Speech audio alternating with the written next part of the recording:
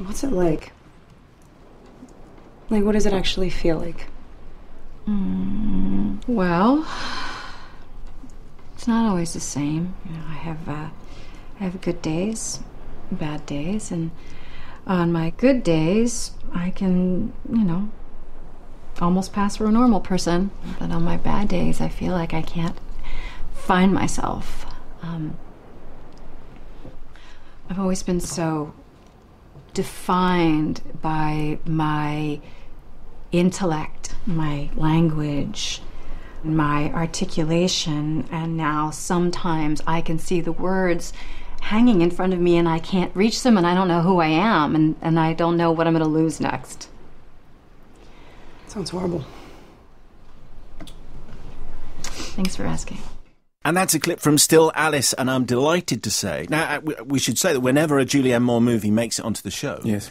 Her name is normally prefixed with the always wonderful. Always wonderful. Julianne Moore. So now, as she's actually with us on the show, we should say, ladies and gentlemen, the always wonderful Julianne Moore. Thank you very much. I appreciate that. How are you? I'm very well, thanks. How are you guys? Well, don't ask. Still Alice is the movie everyone is talking about. Your performance is the performance everyone is talking about. Tell us about how you got to hear about it, because it was a novel first of all. Yeah. Tell us about the novel and then this role of Alice Howard. It was a novel written by Lisa Genova, who was a neuroscientist, actually studied at Harvard and then didn't follow it and became a novelist instead. And she was sort of inspired by her grandmother's Alzheimer's disease. And when she lost her grandmother, she said she wanted to write a book not about the medical condition, because she found that those stories were out there, but really about what it felt like. And she made the character of Alice in the book 50 years old because she deliberately wanted to illustrate that Alzheimer's is not a condition of aging, that it is, in fact, a disease.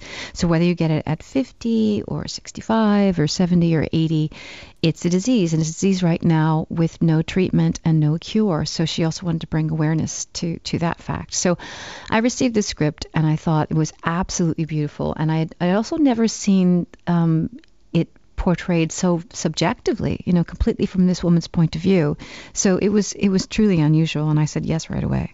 And that question, what does it feel like, is one of the sort of many standout moments in the movie, I think, because I think it's your daughter played by Kristen Stewart. Yeah, the beautiful Kristen Stewart. She's so wonderful. She is fantastic in this, and she hears everything that you're saying.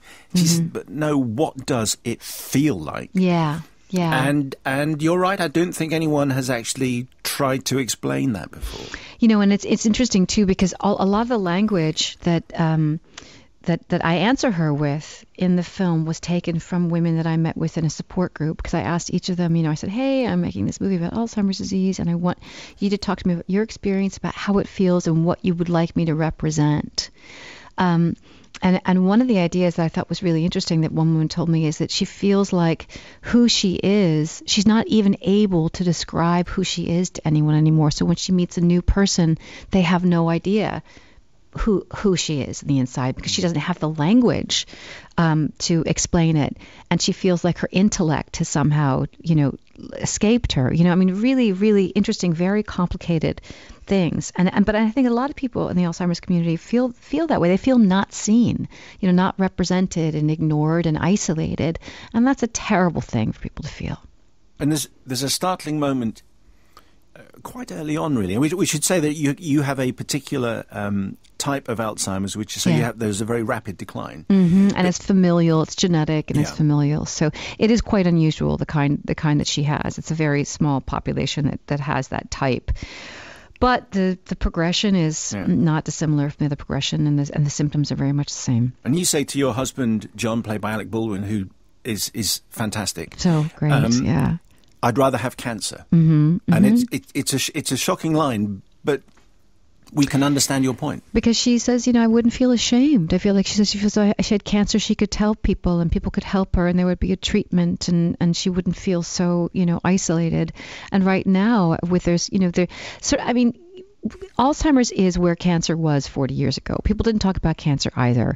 And it was something that was kind of a secret and there wasn't any treatment. People felt that it was a death sentence. But we managed to kind of drag it into the light and talk about it and talk about people's experience and raise money and awareness. And now we have lots of cures, So that's what we really hope will happen with Alzheimer's as well. I think one of the things that's interesting, anyone who has first-hand experience of Alzheimer's will know, is that it's not a linear progression. And one of the things that the movie does brilliantly is that there are moments of great lightness. There's the moment when they're together on the beach, and suddenly it could be from any point in their life. Mm-hmm. Exactly. That variability was something that a lot of the women I spoke to talked about, that there are days when they feel like they're completely normal. When everything's going okay, and they're like, hey, you know what, maybe I don't have this. Maybe I'm going to be okay. And then the next day, suddenly everything will be gone again. They're like, wow, I can't, this is a day it's hard to get through. But I was glad that we were able to kind of communicate that. And I was also glad that we were able to communicate the moments of lightness too, because people were incredibly funny about their situation. One woman told me that when she was diagnosed, all of her children gave her puzzles for Christmas. Great. Yeah. When I was watching the film, which I tend to do with a film critic's eye, one of the things that I thought was that there were some comparisons between it and the Todd Haynes film Safe, in which you were so brilliant. And I wondered do you see any comparison at all between those two? I say that because they're both stories in which we see through the eyes of a central character a kind of descent into an illness, although the illnesses are very, very different. Do you see them as at all comparable? I don't, actually, because so much of Still Alice is really about how Alice is experiencing the world. And the thing about Safe and Carol White is, I think there's like a third eye. There's somebody else watching Carol. We don't know how Carol feels. We sense her alienation, and there's a little bit of a remove, I think, as we watch her. So it's a different progression. And also in Safe, there is some question about what Carol is experiencing. Is it environmental or is it emotional? And one of the things that Todd did brilliantly is that he put both of those, both reasons. In every single scene where she has a reaction, there is a physical reason and an emotional reason, and he never lets you know what it is that's caused her reaction. Whereas in Still Alice, this is really, very clinically about a woman's journey through a disease. Was there any part of you that was at all conflicted by the fact that it looked like at one point you were going to be fighting two Best Actress nominations for this and also for Maps to the Stars, the brilliant David Cronenberg movie? Thanks. Such a wonderful reception at a Cannes, and even then people were talking about Oscar nominations, and suddenly the two movies look like they might end up going head to head. Yeah, I know. Well, I did receive Golden Globe nominations for both of the films, which was very, very exciting. But then they chose... The people who bought the movie in the United States chose not to open it actually until this year. So it wasn't, so Maps to the Stars was not eligible for this year's Oscars. So it was just, and that was completely out of my hands. And that was actually determined before Still Alice was bought by distributors in the United States. So it was a weird kind of thing where we didn't know when it was coming out, and I was like, well, okay, I guess it's not going to be out this year. And then I went to Toronto with Still Alice, and Still Alice was picked up by Sony Classics for release this year. So it was a strange confluence of events.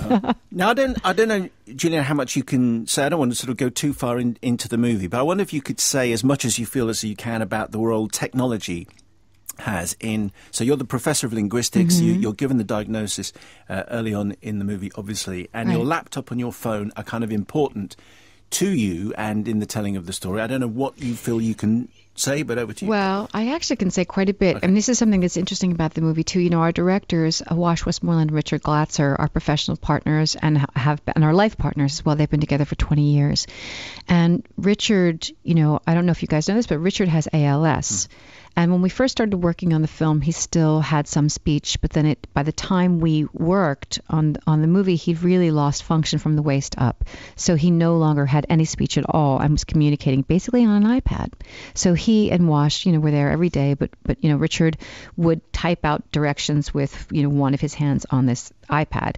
And that line, it's amazing how much technology can help, is something that Wash and Richard heard all the time. And that was Richard's primary means of communication. So, and kind of amazingly, it really closed the communication gap, because Richard has such a facile mind and he's such a quick communicator, he was able to do all his direction on this iPad. So it wasn't lost to them that it was something that definitely helped. And obviously, for the character of Alice, she's communicating with her children on, Skype or FaceTime or whatever. She's using her phone as a mnemonic device. So I think these are all things in the modern world that we use that can really help us. So the ALS that Richard Glatzer has, as I understand it, it's a physical deterioration, and obviously with Alzheimer's, it's a mental, cognitive, it's a cognitive thing. But from what you're saying, that you feel as though they have a lot. Both were contributing a lot to this conversation. Yeah, I think they were. I mean, I think it's kind of. Both of them, I mean, in Richard's instance, it certainly struck him, earlier in life, and as it did with Alice.